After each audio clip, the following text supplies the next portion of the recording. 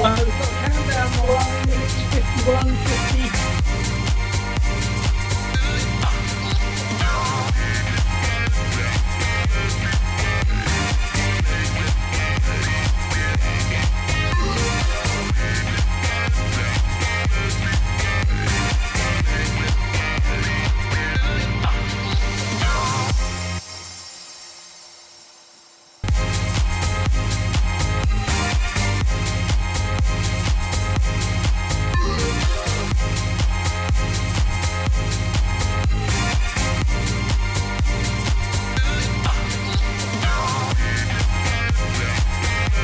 Three minutes. Yeah.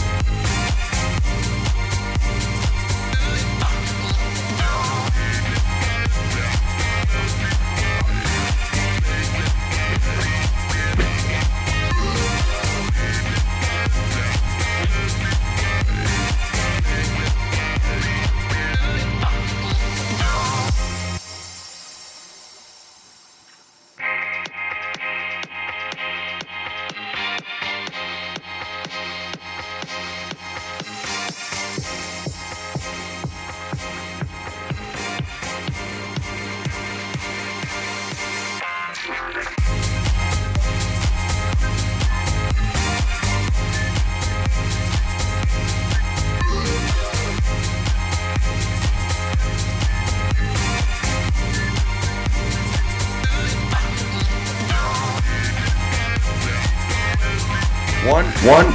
Oh, that's 26 over there. Oh shit. 20 second, bro. It's different from the live. Time is different from the live. And Shall I turn off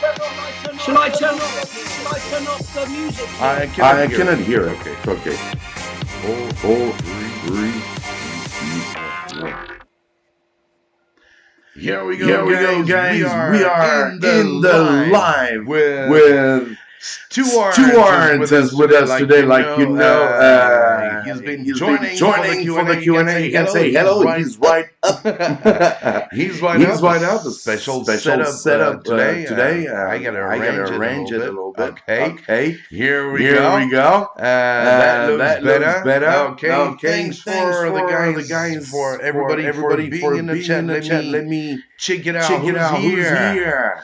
So we got Lopez. The song reminds me of Daft Punk. Yeah. That one is not Daft Punk, but I forgot where I got that song. That was Punk is Daft. I remember. But yeah, always good time. Huh? So very happy for this live. I hope everything is looking good. You guys can hear us. So let's hear a little bit of.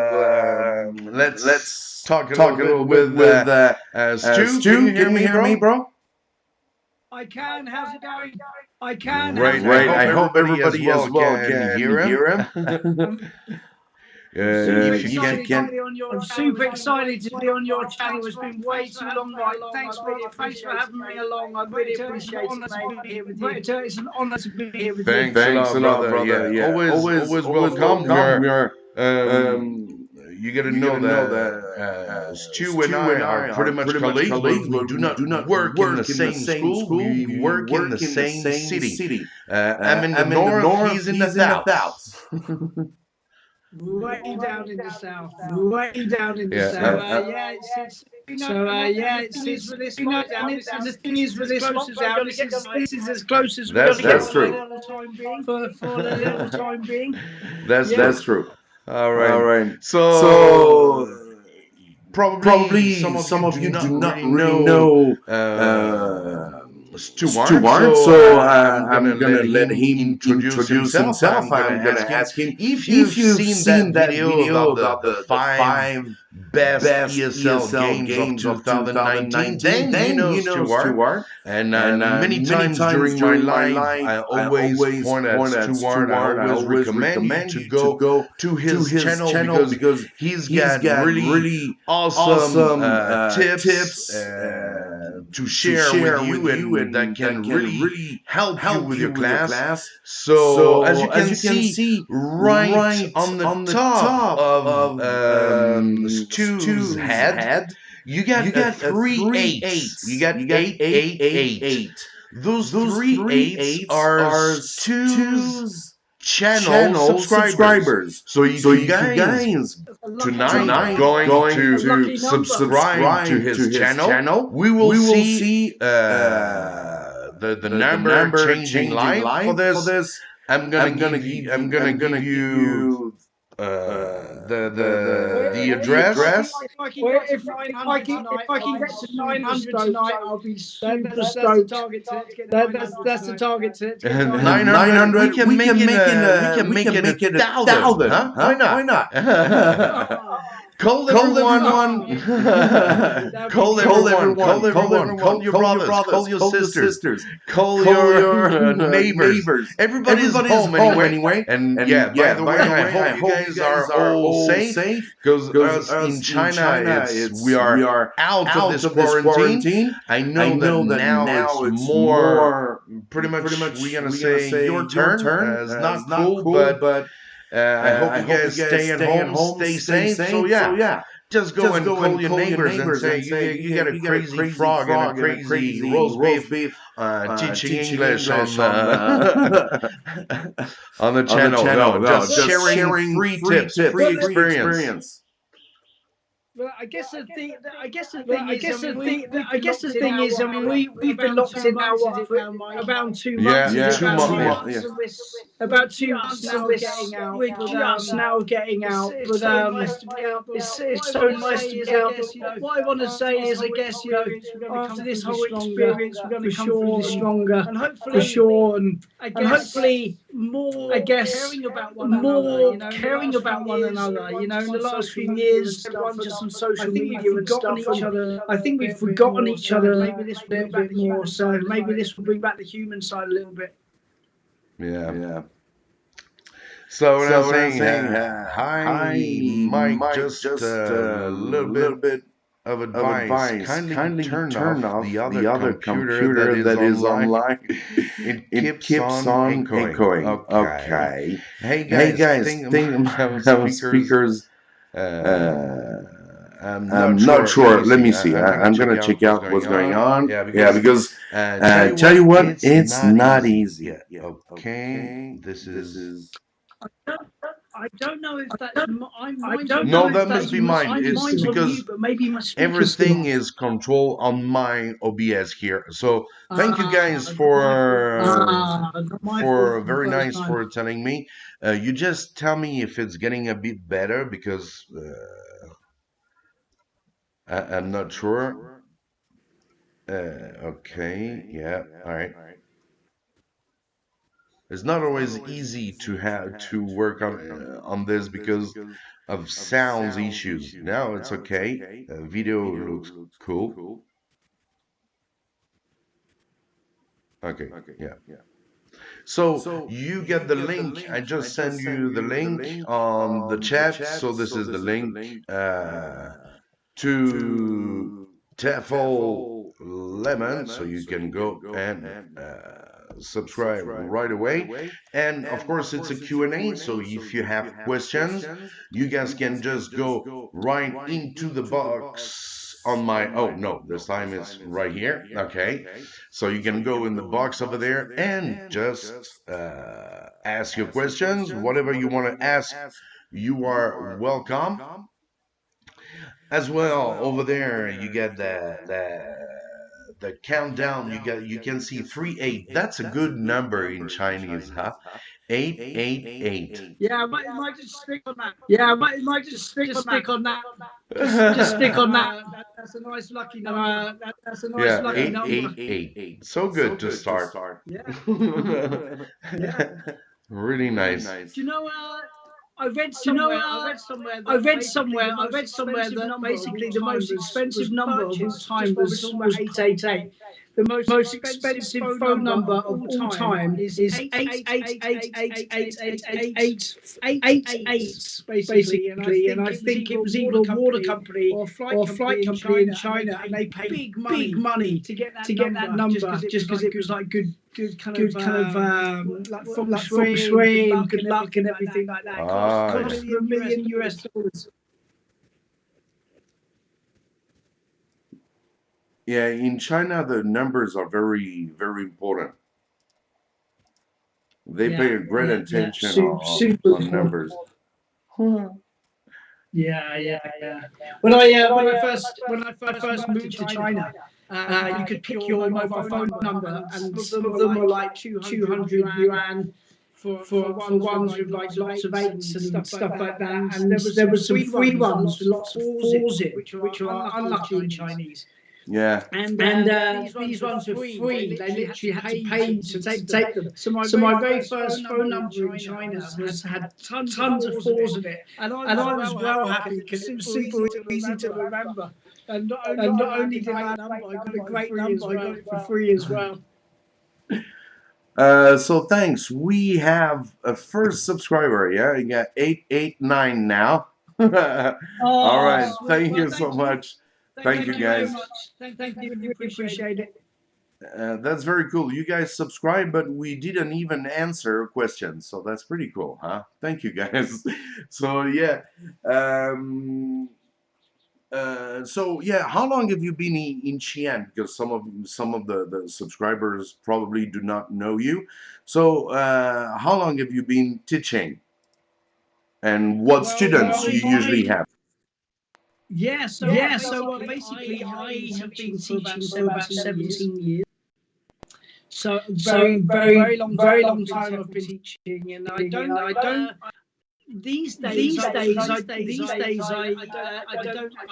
teach anymore. I just solely run TEFL Lemon. So these days the only connection I have with my is with other teachers and with other schools in the materials that I write, the games that I come up with, and the ebooks that I do, and the videos and the flashcards that I make. And this is how I stay involved with TEFL, and I just share what I've learned over 17 years of teaching. So it's a real privilege to be sharing what I guess with other teachers and stuff, and helping out. I love making materials as well. Nothing gives me more joy than making really good lesson plans and things for teachers to use.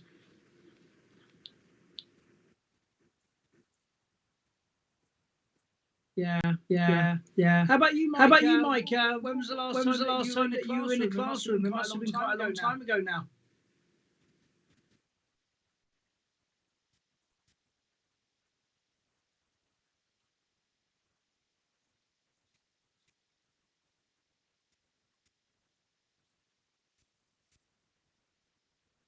January 4th.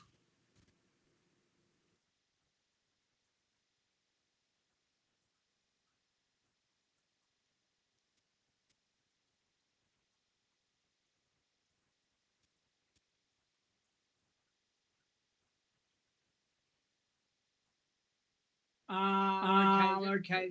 I guess you get like some like end of term tests and things that you not really kind of need to stick around for. You can get away early.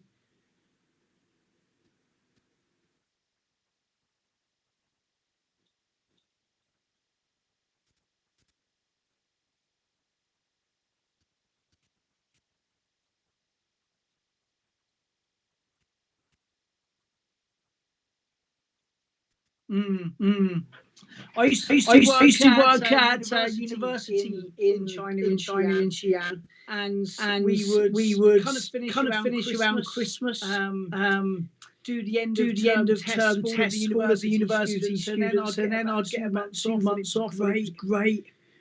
You know, every day I could wake up whatever time I liked, and just had 2 months off. It was absolutely awesome. I really missed that job. Yeah. Yeah, some people were saying, Mike, Mike, Mike is your totally gone. gone. We can't hear you, Mike. I guess you can hear me me now.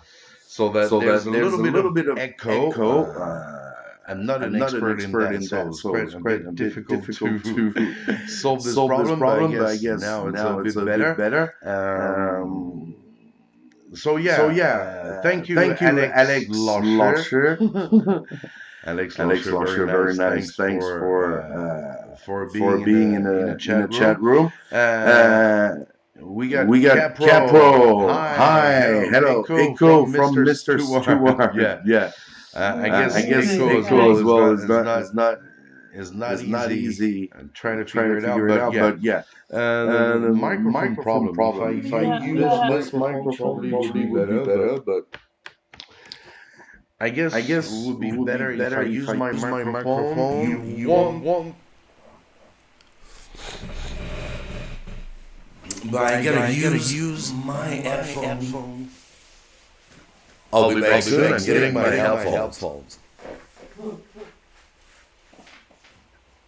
Well, guys, if you, this is Stuart here. If you can hear me, can you tell me echo from me in the chat box? Let me know if you can hear an echo, or if it sounds good. Let me know that as well.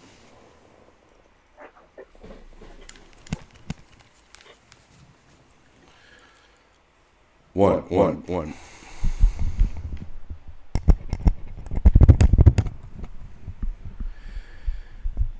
Hey. Can you hear me, guys? Yeah? I can hear you. Is there still echo or not?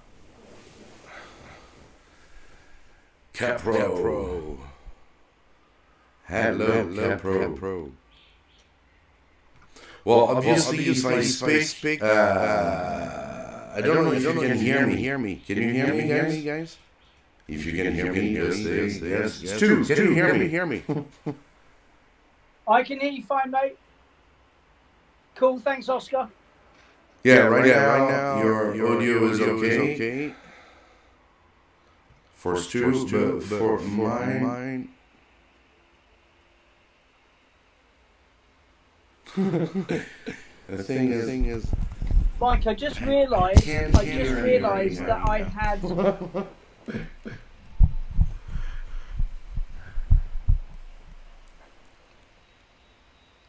Mike, can you hear me okay? Okay. Still echo. Yeah. Let me see. Output capture. Cool.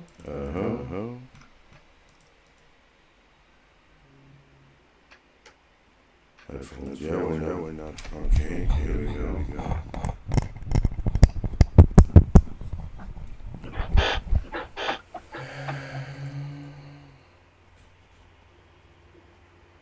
All right. Since I got my microphone on, I can't hear everybody, even if I put my. Well, I gotta figure it out.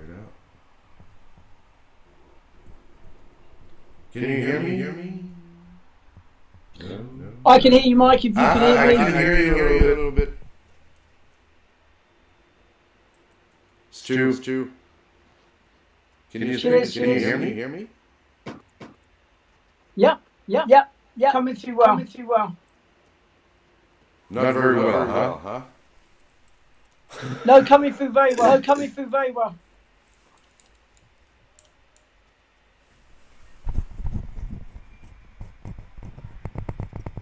Okay. I might hear you now. Might be a bit better.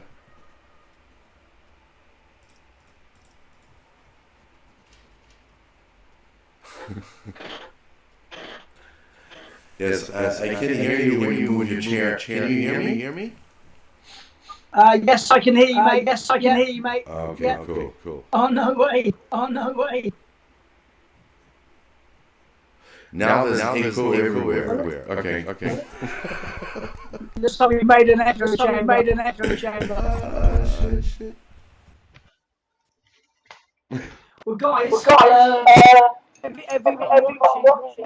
sorts that out. If anyone's got any questions that you'd like any questions or anything you'd like me to answer here, you're happy to answer here, just let me know. Your question, just let me know. All right.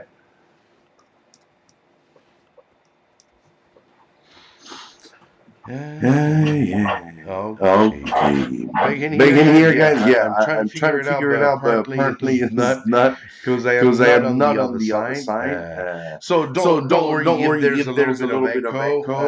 Feel a bit sorry about that. That's the first time we're trying this. Not easy. So yeah, if you get a question, just leave your question. Put a little bit the volume down. I'll try to figure it out here. Thanks for all of you for being in the chat anyway. So please just tell me like Stuart saying put your questions right there.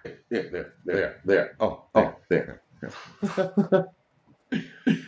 Man.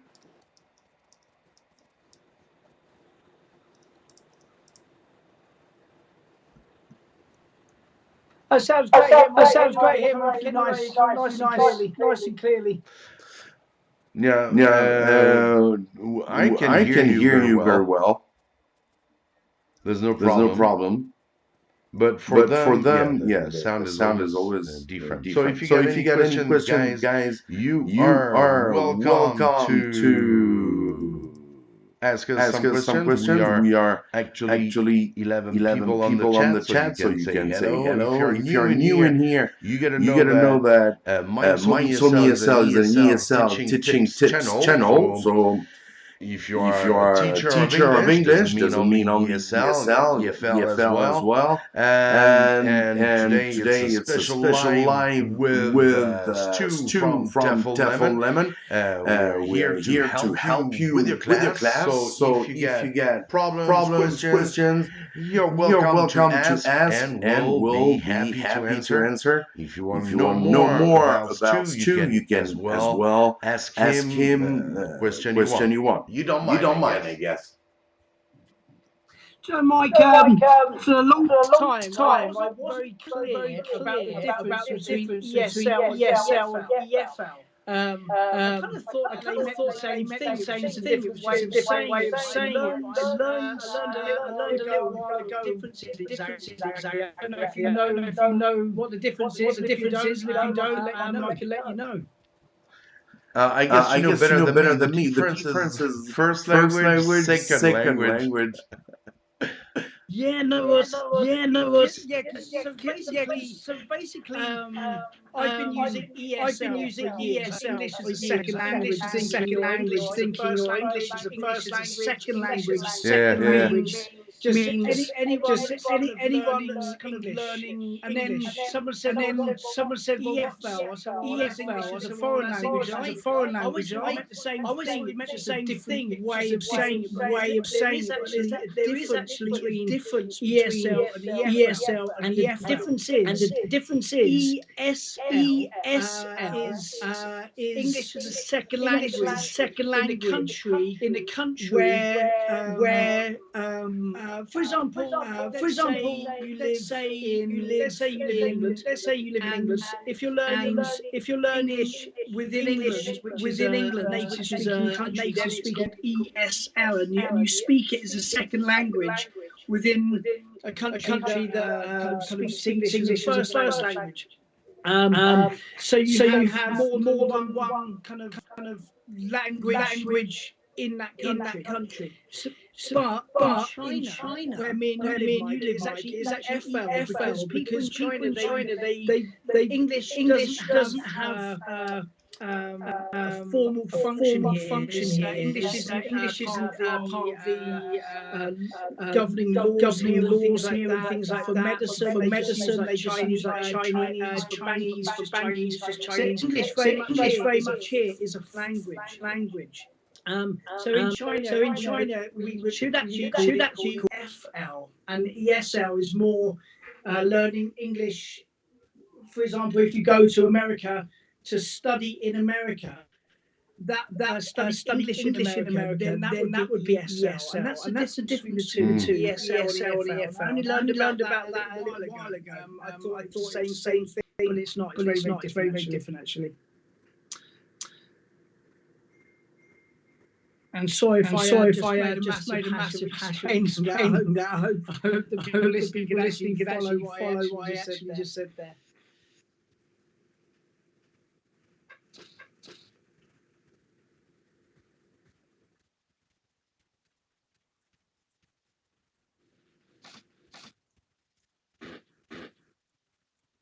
Yeah, it's a lot of different. Yeah.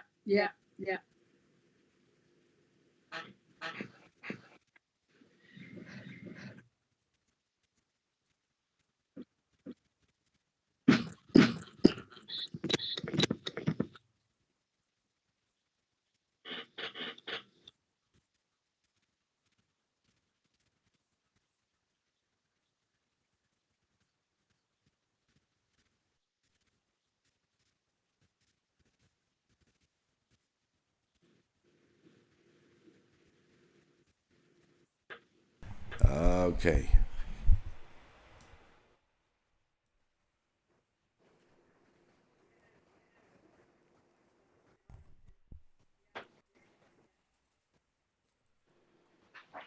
Yeah.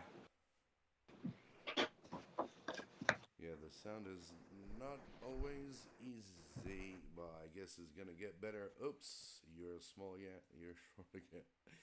Ah, man. Yeah. So thanks for letting us know about that ESL and EFL differences. So if you guys now can hear us a little bit more clearly, you can leave us your questions. Any questions, guys? Yeah, that's what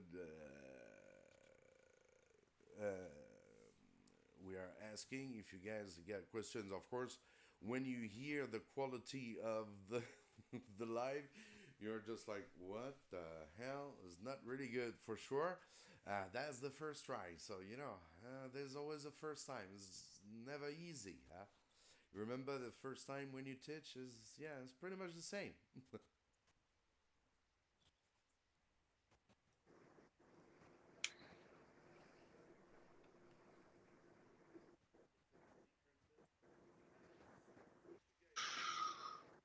Biggest challenge. The biggest challenge teaching. Yeah, Well, I can hear that. It's before getting better. I think you guys over there can hear it as well.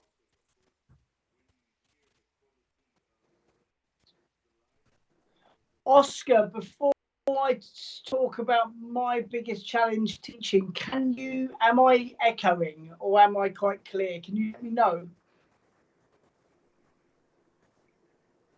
Yeah, what's your biggest? Yeah, what was the most difficult thing in teaching for you? For teaching, I mean, was it too much kids or? Yeah. Yeah, I've had some. Just trying to think back. I think just off the top of my head, and I'll probably, thanks, Oscar.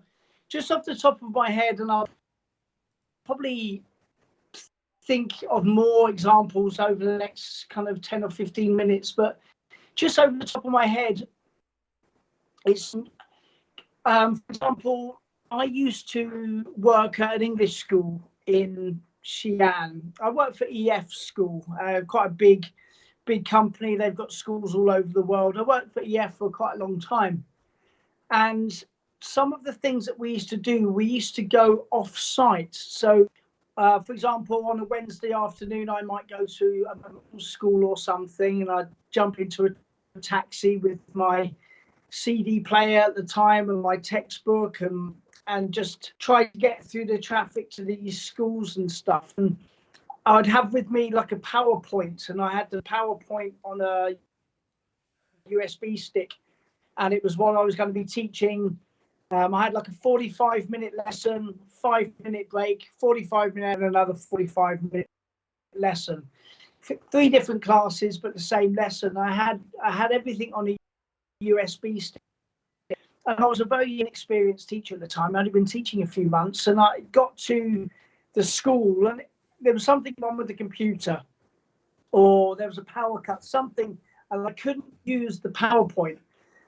And I remember I really just, I crapped my pants basically, because I didn't have the experience at the time to quickly switch seamlessly into doing something else where the students didn't know and they couldn't tell. I was completely making up as I went along. I probably played hangman for about half an hour. Completely rubbish lesson. And when I got back to the school again, it was a nightmare. Really haunts me to this day. And I thought to myself, at first I was angry with the middle school. I was like, why didn't the computer work? Why was there a power cut? Why wasn't it beaming up properly? It made me look stupid. And then I thought to myself, no, it's not their fault, it's my fault, because I should have thought of that ahead. What happens if this USB stick, it goes in and it's not working? What do I do then? And I didn't have a plan B. My advice to any new teacher coming in is basically always have a plan B, especially if you're using PowerPoint or something like that. Have you had a similar experience that yourself, Mike? You teach at public schools, so let us know. I had the same pretty much. It happened quite often, especially at my school, because the computers, they're gonna be working the first 2 weeks without a problem, and then virus is just like that corona shit.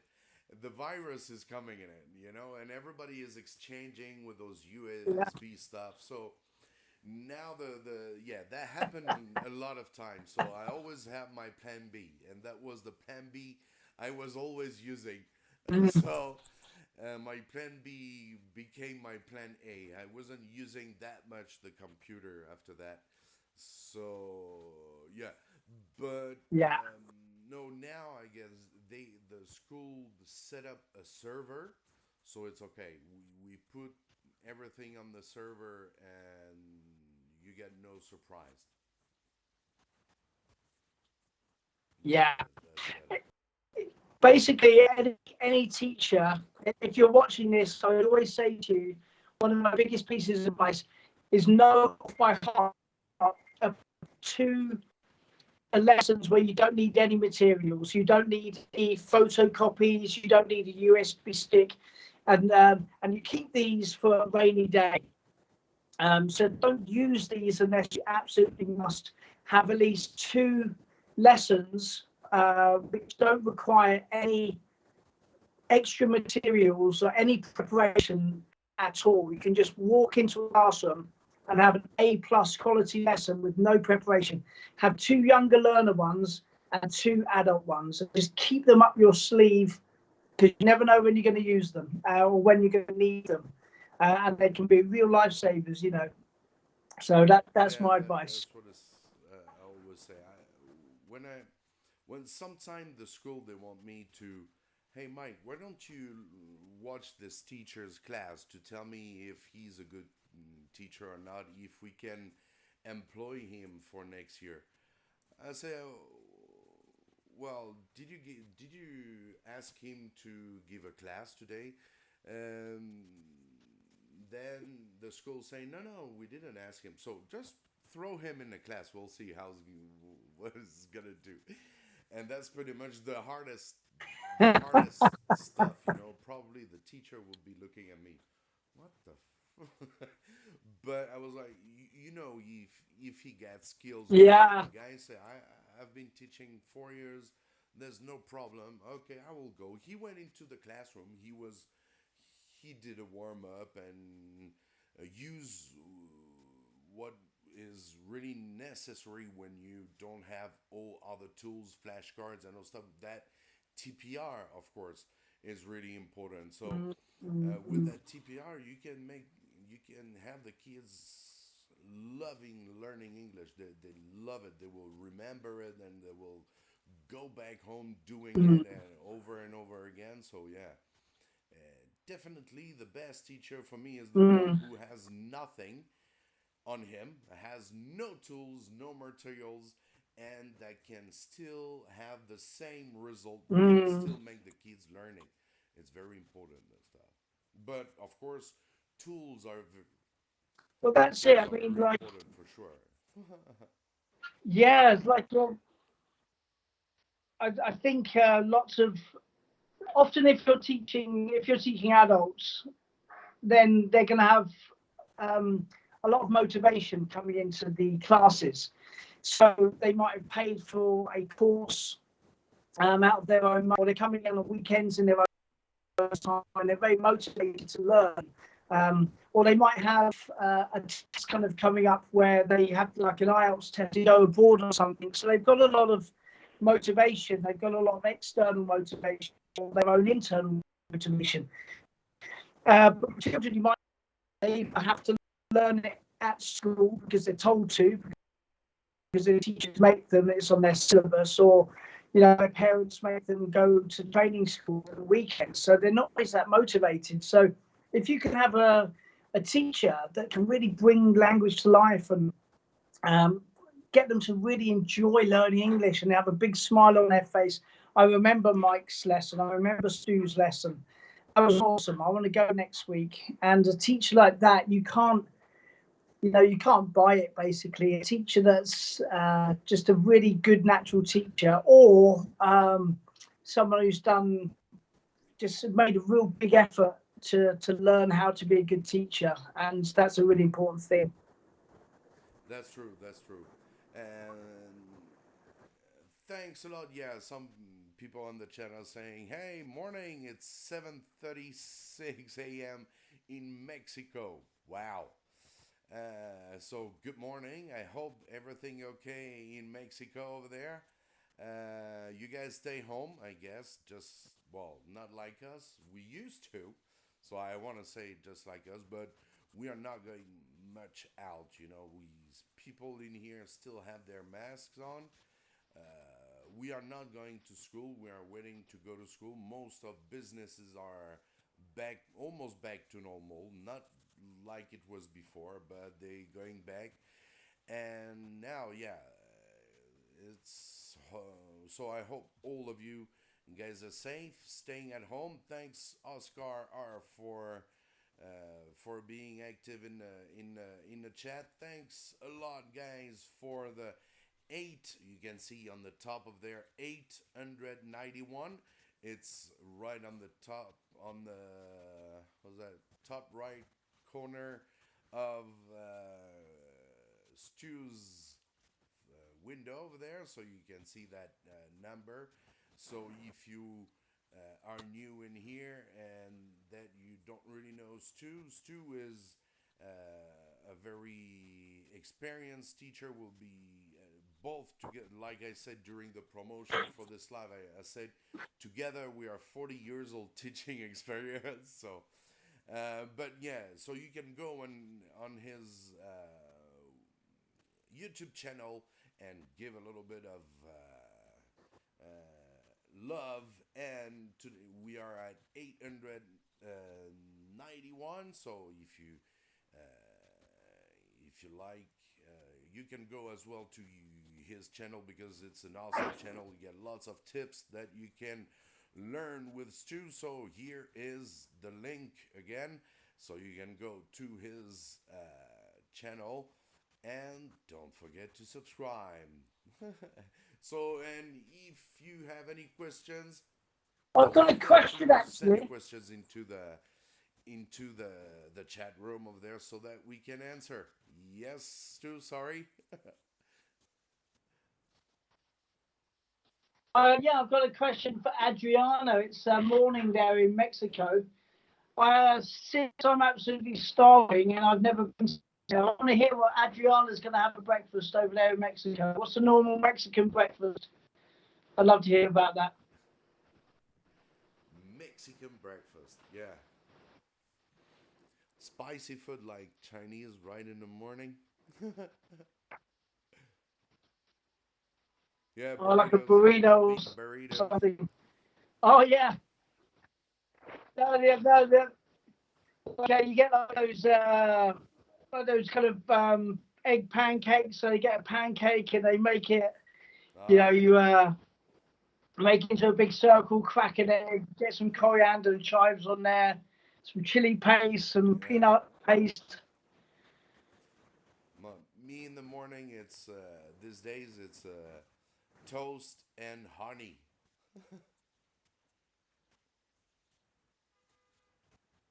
and coffee, of course. Gotta love that. Gotta love Turkey, that. hi, Zelda. Hi from Turkey. Yeah. Thanks a lot. Welcome on the chat, guys. Thanks. Yeah, the beginning of the chat was uh, quite a mess. And say hello to Stuart as well.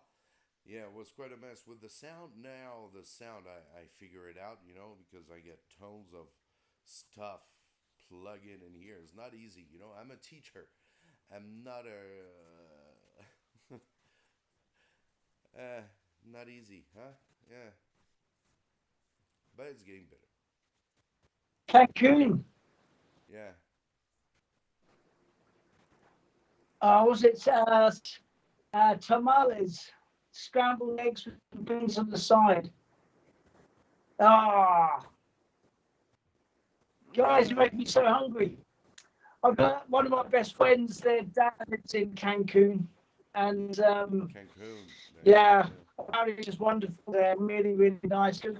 Good scuba diving as well. Yeah. Tamales, scrambled eggs with some beans on the side. Never heard Tamales. those, huh? Okay, I'm also Mexican. Yeah. Hola, Oscar. ¿Cómo está, hombre? ¿Cómo está? Eh, La familia en Mexico están bien? Burritos is not common. We call them tacos. Ah, okay. Tacos. Yeah, yeah. They have a Mexican Oh, restaurant really? here Where? in Xi'an. It's like a Tex-Mex place. Do you know on the second ring road, down by Okay. the library, they've got like a Tex-Mex restaurant there. Yeah, I don't think it's very authentic. I think Adriano and Oscar would be impressed Yeah. if they went there. You're gonna have a strange Chinese taste of spice. Yeah, It would absolutely. be a pleasure to receive you both. Oh, thanks. Thanks a lot, Adriana. I'd love to go to Mexico for sure.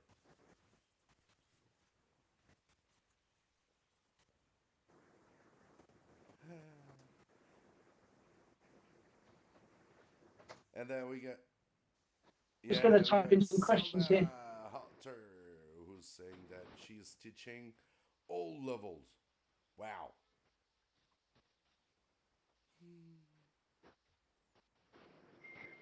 Oh, but I was learning a little bit about that, Zelda.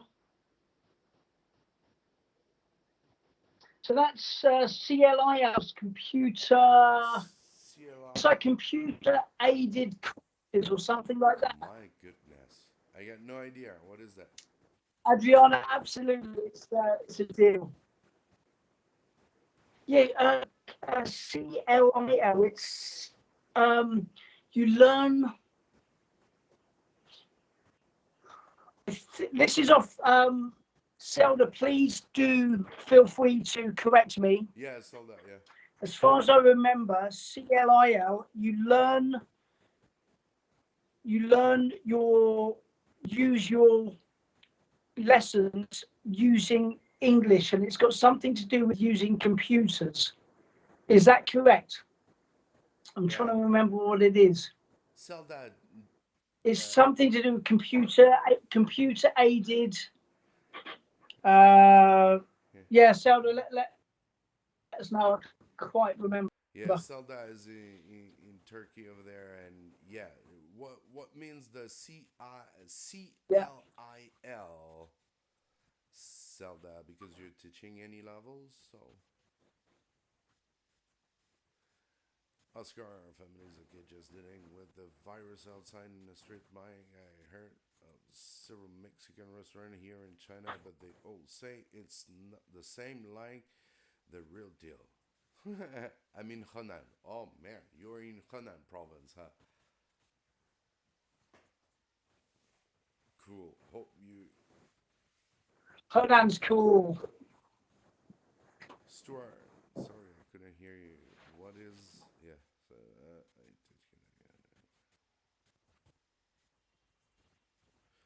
so you get first and second grade in kindergarten. That must be small class, first grade. Small class and middle class. Because you get the trois pains. Oscar, when you say you teach them at the, what do you mean? Are all the kids in one room together, or you kind of teach kindergarten and then you do class and then you teach like the first year? Yeah, let us know.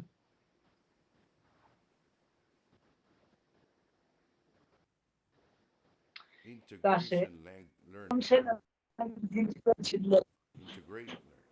For example, when we teach past simple. Oh damn, grammar far away from me.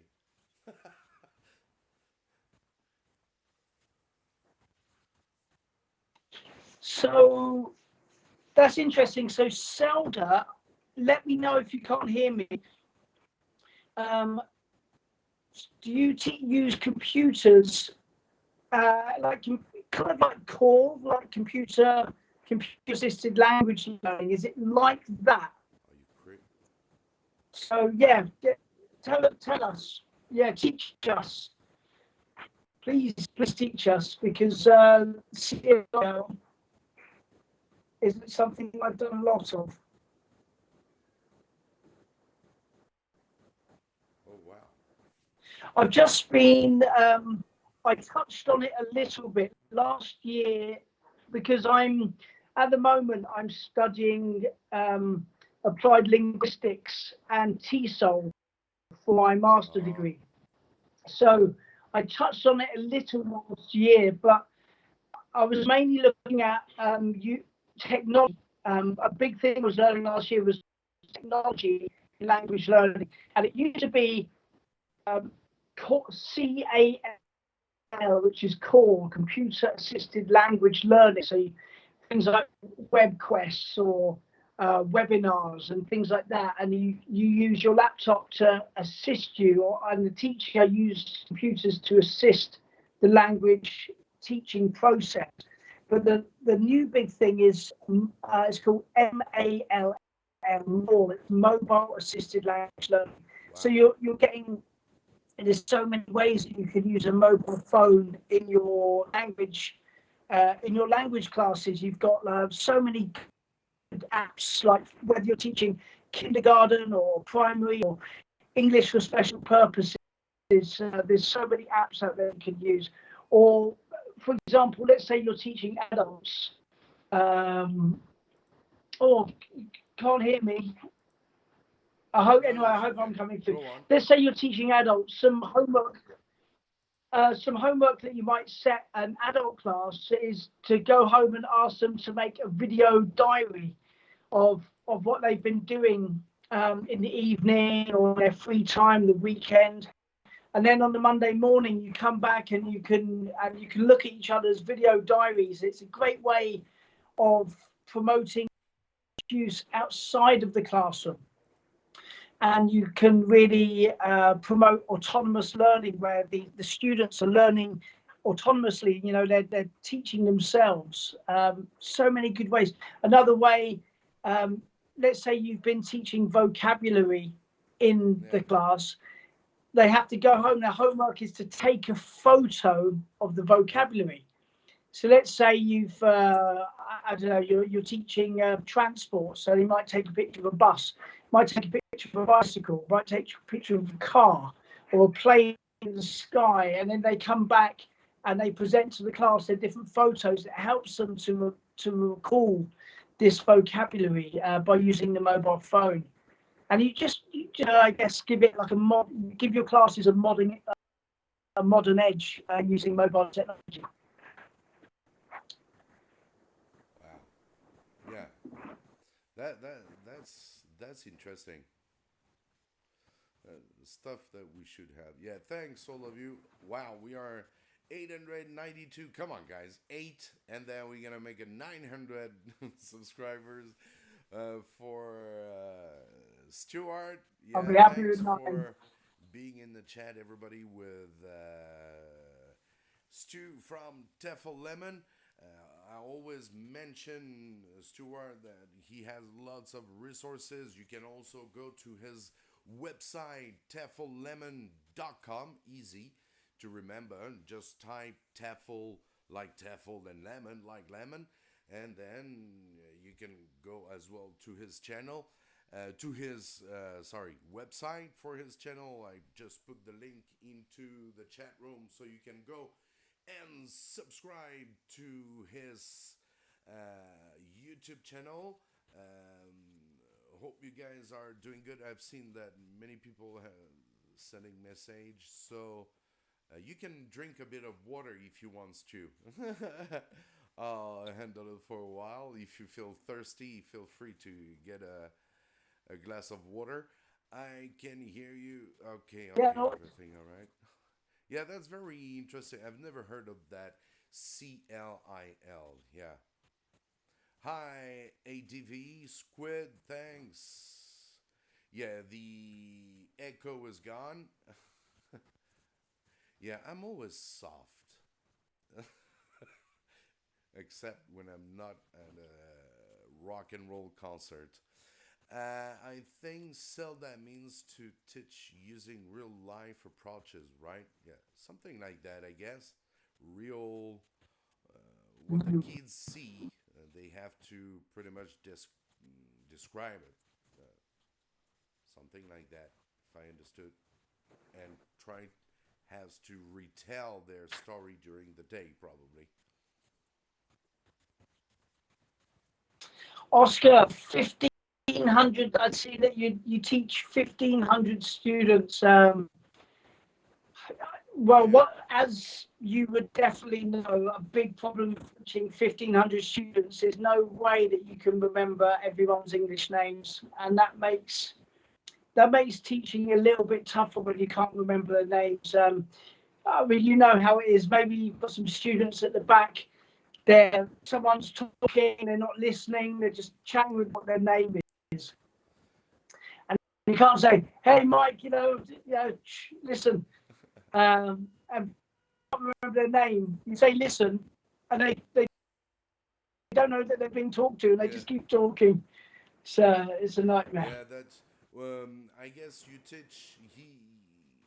Oscar, you say you're teaching 1,500 students. I guess it must be classes of 50 students. Oh yeah, you're saying it a little bit like a huge kindergarten, around 30 kids each class. At least primary has 50 each classes. Yeah, that's what I'm doing. Pretty much the same for me. Yeah, 30, 50.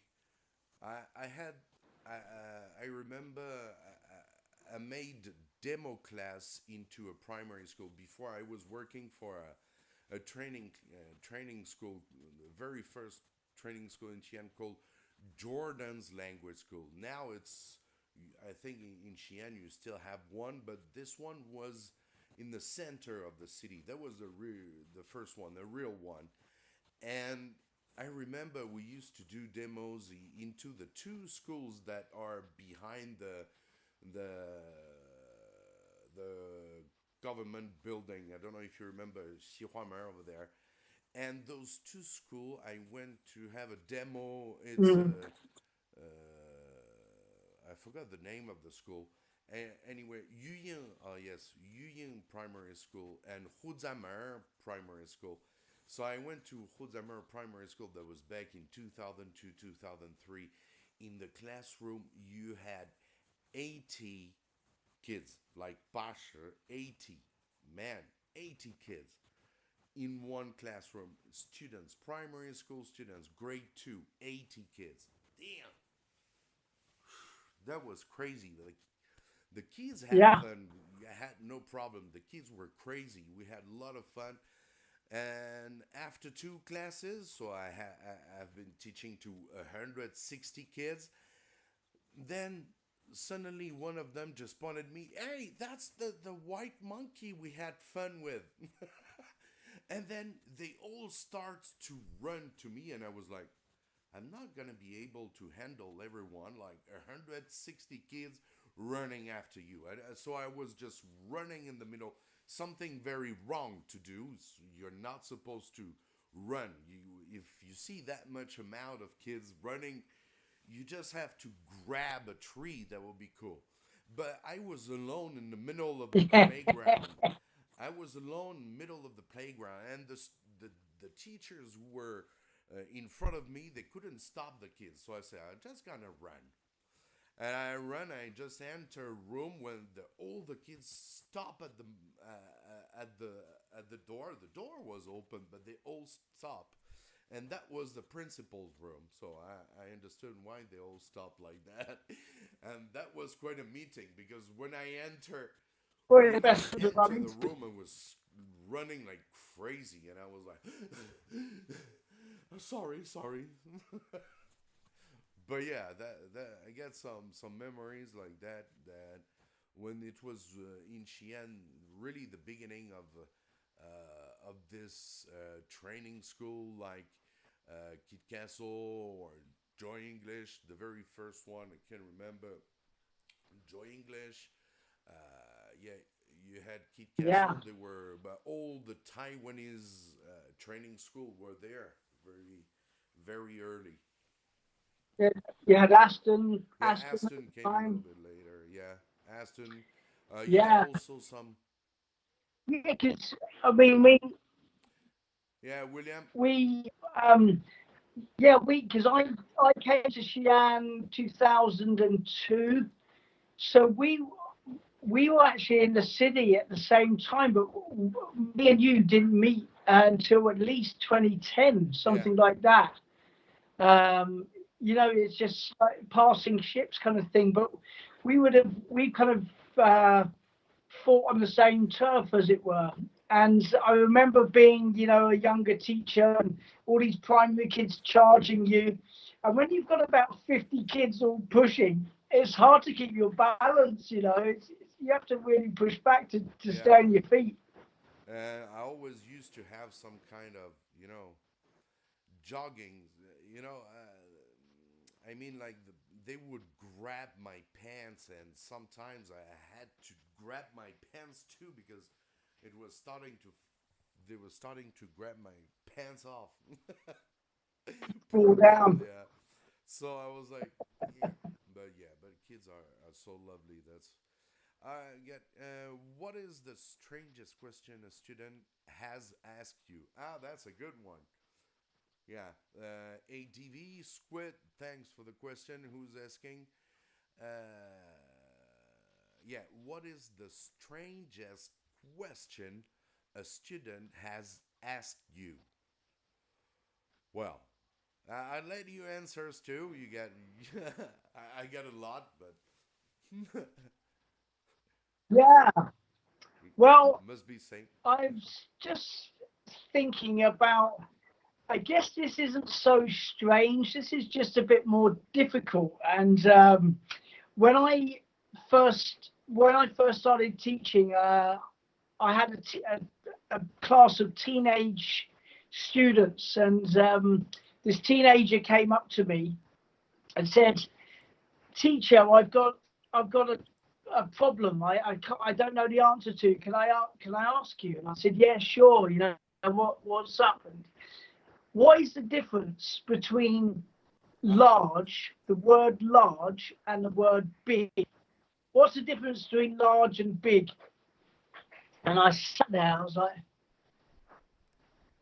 and to this day, I still do not know the answer. What is the difference between large and big? When do we use big and when should we use large? And I still don't know the answer. And that still haunts me to this day.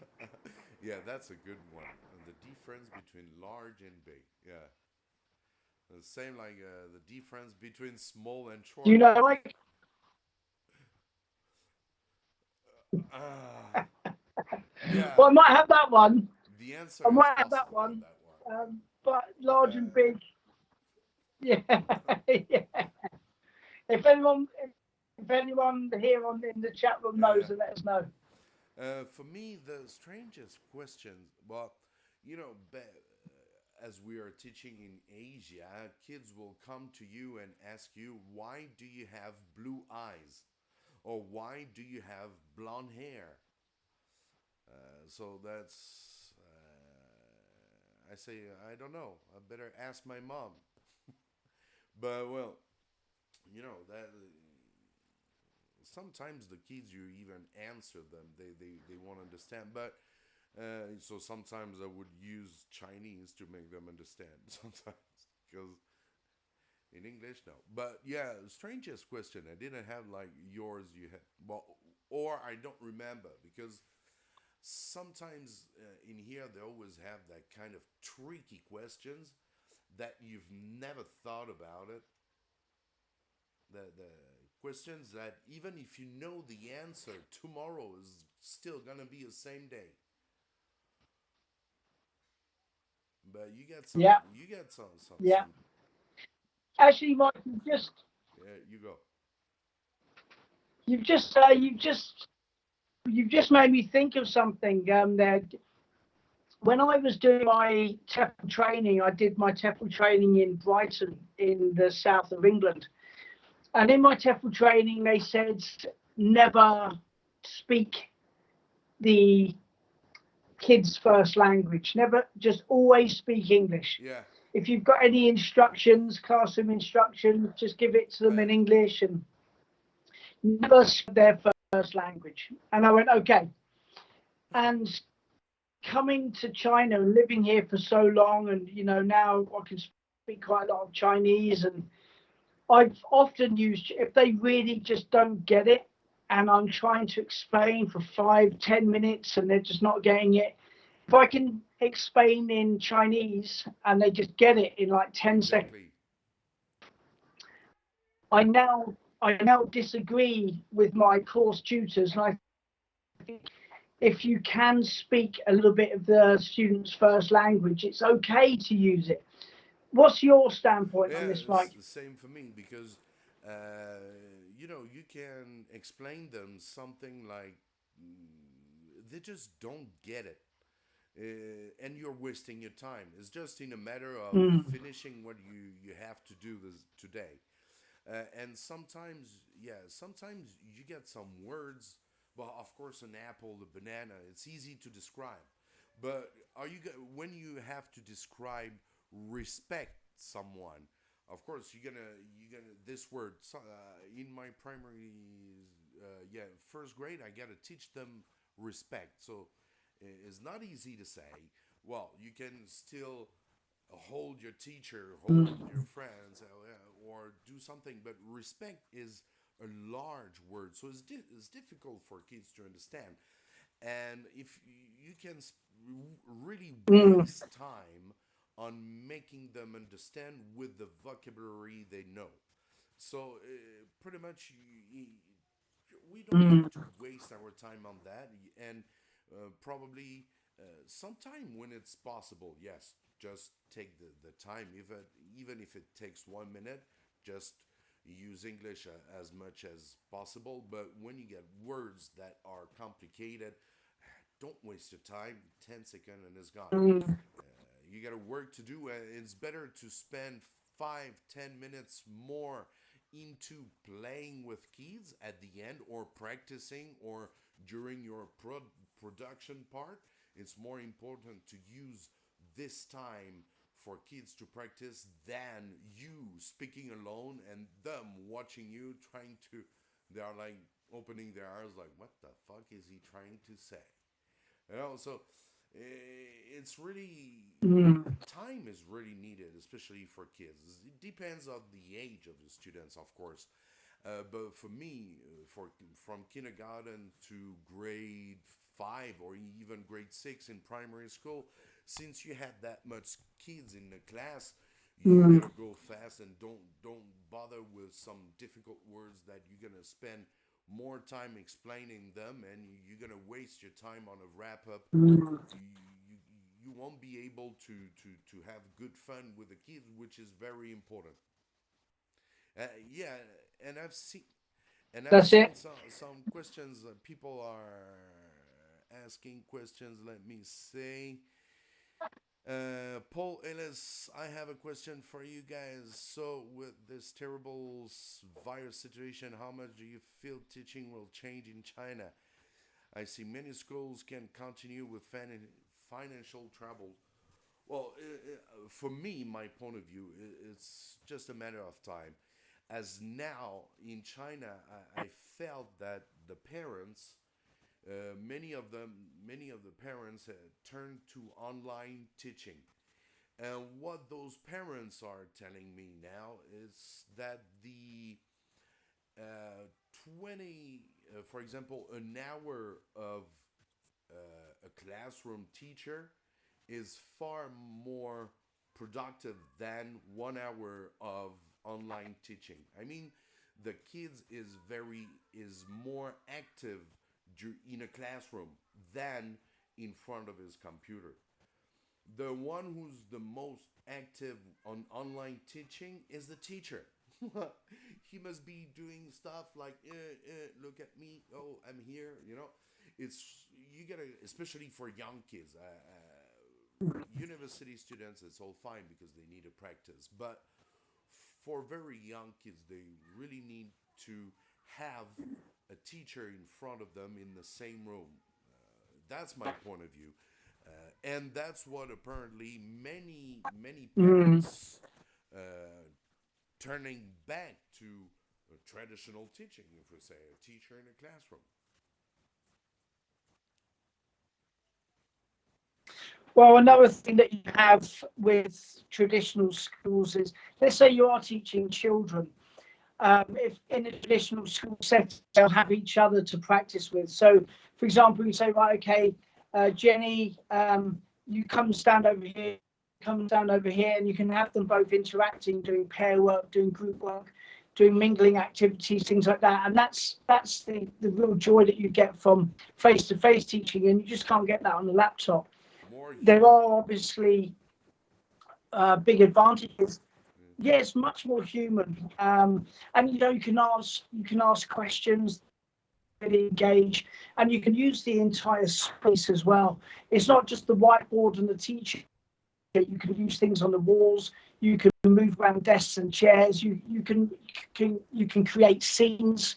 If you're doing role play, you can create scenes, hang things on the wall, things like that. You just can't do that on the laptop. So that's the advantage that you get with traditional school Yeah, settings. exactly. Yeah. Thank you guys for all your questions. I can see there are many other questions. We are very close to the 900. 8 more subscribers to reach 900 subscribers for that would be cool. 1,000. Come on, guys, just just go subscribe. Very nice of Stuart to be with us today Yeah, that was and share his experience. Thanks a lot. Yeah, let me see other questions. Still ain't DVD I'm looking Another yeah. another point here, Paul. I have a question for you. Well, this is following up. This is the same question, but I mean, we just touched on the benefits of in-school teaching. We didn't really touch on the benefits of Ah, online yeah. teaching and hiring out. Maybe your school is in a shopping mall and you've got like 500 square meters of space in a shopping mall. That's an expensive thing to have. Uh, now, Too much. uh, Yeah. and and also, like, imagine you're a parent and you've got to think about dinner and you need to try and get through the traffic in China. So you've got to find a car parking. Yeah. You've got to get your child into the shopping centre for their lesson. You, your night is gone. Your night is gone. Or you can say to your child, right, go into the study choir and study online with your teacher for 45 minutes. You can have your class, and then your child is already at home. It's dinner time. You don't have to go out. So, you don't have to park the car. You don't have to pay these huge fees. A face-to-face with the teacher has. It's much cheaper having online classes. So all this virus, we were seeing more and more online teaching happening. And I do fear for schools because I think even when this virus finishes, English schools in China could be in some trouble. They're going to have to change their business model, I think. Yeah, the thing with online teaching, like it's good for the teacher. It's for example for us teaching online. Yeah, you stay at home. Even for the students, that's both understandable. That everybody stays at home. It's really cool for this, but it's yeah. Uh, today tonight, like at 10 o'clock, you will have an expert in teaching online. His name is Joe, and he's been teaching for more than 4 years. And like he was saying like since I started being an online teacher, I never came back to a classroom teacher because it's so much convenient. But of course, he was teaching in Lima, Peru. So it's quite hot over there, huh? Mm. So it's better to stay at home. That's for sure. But that's true that it's quite cold as we don't have that the physical person in front of you. There's not that love who's going into Mm. the air. That's pretty much. You But definitely have to teach differently. that pros and cons, that's for sure. I think you have to teach differently Oh yeah, as an online teacher. You have to use slightly different skills. You know, you might use TPR in the classroom. Online, I mean, you can still do a bit of TPR, but much, much less than you can in the classroom. And, as a language teacher with young learner students, you've got so many games that you can play in the class and using flashcards. But at home, you're stuck in your study, maybe you're sitting on your sofa. You have to be a different teacher and you have to learn different skills. I think I think it's been a big shock for a lot of teachers that, I mean, on your TEFL course, I guess when you did your TEFL, certainly when you did your TEFL course, there was nothing about how to teach online. It was all how to teach in the classroom. So a lot of this, for teachers in China, and school has been shut, and they're like, right, teach online tonight, and you just don't know how to do it. This is a completely new experience for thousands of teachers, and it's been quite a shock, I think.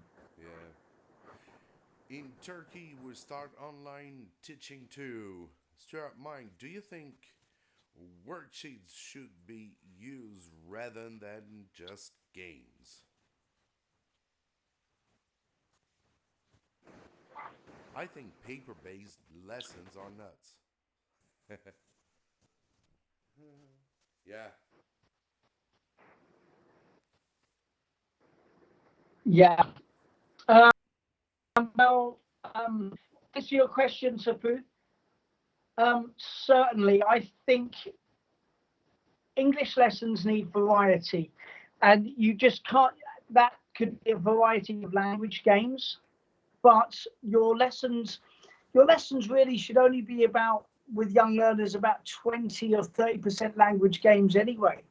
There's so many different ways that you can use to teach, and I think worksheets are a fantastic way of teaching language. I think every class should have of energy and troughs of energy where you change the speed and pace of your lessons, and it's really good to have some downtime, some quiet time. Lessons should not be 100 miles an hour until the kids go. I don't think it's good for their English learning. It's good to have some quiet time. Kids can look, they can focus. Then when they finish the worksheet, you can get them to come up and practice what they've just been learning on their worksheets or whatever. Yeah, just vary the pace of your classes and work into a good way. Exactly. Yeah, there must be a balance between the games and the worksheets, of course. Yeah, if you play all the time, it's not funny too, Mm. and it's not good for kids as well. If you get worksheets all the time, Mm. it's the same. You gotta have a little bit of everything. Yeah, yeah, yeah, yeah. And there's so many talking at the start of this video about you can use mobile phones, you can integrate mobile phones and tablets and technology into your classes. You can integrate music, you can bring in video into your That's right. classes. Um, Teaching grammar does not need to be boring. You can have absolutely amazing English is very communicative. Kids actually having a wonderful time learning grammar. It doesn't have to be boring. My biggest advice for any teacher is to vary your classes and bring surprises to your students. Yeah, it's all for keeping their attention, attract their attention. You're changing, be active. Kids gonna be keep on following you for sure, and that's true that with online teaching, it's quite a lot of fun. I've seen some softwares now. You can have a man. That's awesome. You can really have lots of fun, and it's not as much time as we do. I think a lesson, most of the lesson, it's online lesson. It's like 20 minutes, I think. Mm. It's around 20 minutes for young kids. I mean, for the big market, the from the age of, I think it must be 6 to 12. Too young, they're not gonna stay in front of you of the monitor for sure. Mm. All right, guys, we get I think there's a big difference between 6 years old and yeah, 12 years old. we get 5 minutes left. We're gonna be live. The last 5 minutes is gonna be 9:30. We've been almost live an hour and a half. Sorry for the beginning of this live, who was a little bit terrible, but now I figured out what was the problem. So I got that. Yeah, headphones, far better. So thanks a lot for all of you for being in the chat. We are on so that you can see the numbers, because probably many of you do not know what are all those numbers near Stuart's windows. You can see 893. So that's uh, the number, the subscribers of TEFL Lemon's live account. So you got to go and change those number. You got to make this at least four figures, five figures, six figures. That's what's gonna happen in the future. Because Stuart's got awesome tips. He's been teaching for almost 20 years here in China, so he's got lots of tips to share. So just go to his channel and subscribe. I'm gonna put the link again. As well, you can go on his website, TEFLLemon.com. That was very nice of you for being in the chats too. I'm looking forward to see you another day to do it again. It's been a real pleasure, Mike. It's been a real pleasure. I've actually just seen there's another question in there that we haven't dealt with here from Oscar. Yeah, we've got a good question here. What would you guys think is a good way to let the kids calm down when they start going out of control from being overly excited? What ideas do you have there, Mike? Shout after them.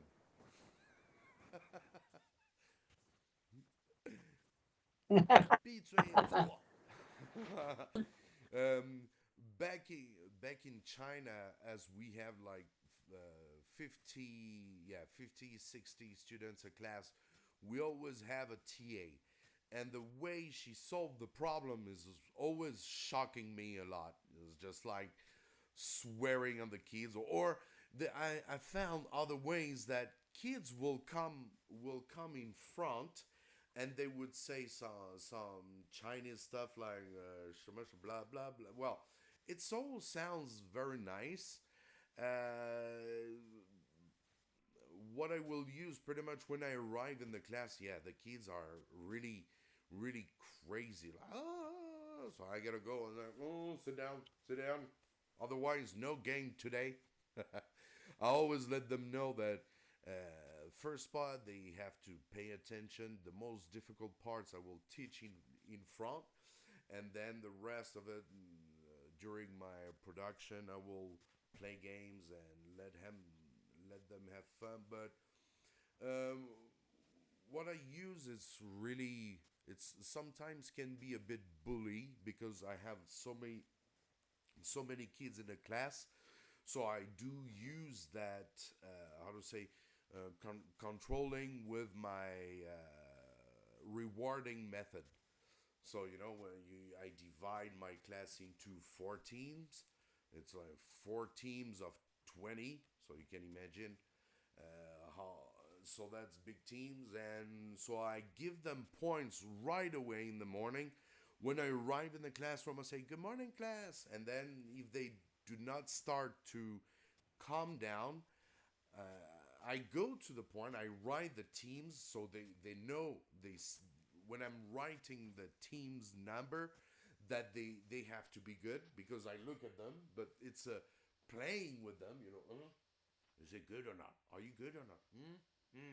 And then I give them point. So I'm just being.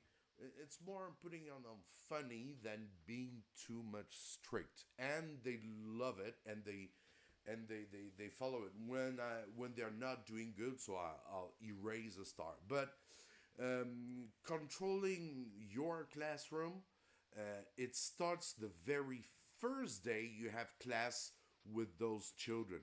So you gotta pay attention the first day. You gotta make things clear. Of course, the most important thing is to make them have fun, make them love you, because if they love you, they will you whatever you want them to do, they will do it. So, and the parents will be supporting you in the back as well. So make them feel like, yeah, I want to go to Mike's class or I want to go to Stu's class because they love it. They just, oh man, some of the students' parents, they told me they the first day of class, especially for primary school students, they remember only one teacher's name, and that's the foreign teacher, Mike.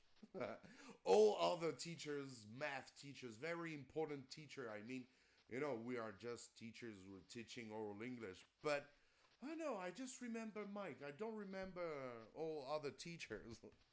So that some parents they're facing that means that it's good what you've been doing.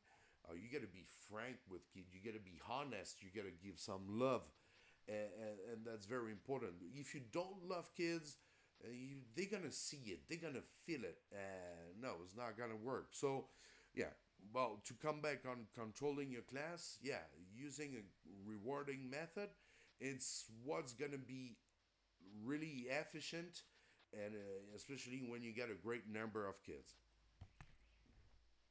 That's pretty much for me. You've hit the nail on the head there, Mike. You cannot the importance of having a good rapport with your kids, how they're going to behave in class. If you've got a good rapport, and any one advice I would give to a new teacher is to really take time to nurture that rapport. There's always going to be a few boys in the class that are really prone to being naughty, and if you build a good rapport with those kids, so they respect you and they like you, they like your lessons, they're going to be far less problematic than if if you didn't have a good rapport with them. So nurture it, invest time into getting your rapport going. Learn what they like, learn what your students like out of classes, what are their hobbies, what they like as young people. Once you know these things, you're going to get far less behavioral problems in your classes. Yeah, so true. Controlling, it's mostly what all the teachers are worrying about. Kids' reaction in the class. Oh, they're gonna be naughty. I'm gonna, that. It's always something that many new teachers feel a little bit nervous about. But when you're used to it, it's But remember that you are the teacher, and you might have feelings of like, what the kid's going to be like today. Are they going to be good? I'm nervous about this. Don't forget that you are the teacher, and stay in control. Exactly, you're the captain of the boat. Yeah. So, Mike. Yeah, of captain ship. Of the ship. That's it. It's your way of the high. Be nice. Develop that rapport and everything. Have your standards. Draw a line, and if they cross the line, then let them know you're not going to have it. And your classes will be so much better. Just remember that you're in control. Exactly. Yeah, 5 to go, guys. Come on. So yeah, Tupu was saying, yeah, please Q&A again. We will do this for sure. Thank you, guys. Next time, all shall be good, nice. The beginning. Yeah, it's gonna get better. Hi, Mike and Stuart. Looking forward to. Sorry, my page just forward to join your next live chat. Yes, thanks for you guys for being Oscar, Tupu, Seldar, Driana, the ones who've been very active on the chat. Even the others who are a little bit shy and do not want to say anything, just a little hi. Or probably if you are new in here, you gotta know that whatever Mikeshomeesl or TEFL Lemon are all ESL teaching tips. So if you need help with your class, you can go on TEFL Lemon or you can go on Mikeshomeesl. There's no problem. We'll be here to help you out and wish that we do more live like this one, which is quite more interesting as well for us teachers, and for you over there, more interesting to have guests. So and probably Stu is gonna start to do some live as well. Who knows? So yeah, it's always good to. Yeah, why not? Let's give it a go. You just gotta get used to it. Stu, as a very good teacher, was asking me before the live, what are we gonna do? Do I have to get ready this or that? I say, yeah. So I said pretty much the questions you would be asking during that you every live you get the same questions coming in again, um, and as well. So it's not that difficult. It's not too much. It's not that easy too because you got to talk, right? But it's far better when we are two. Like,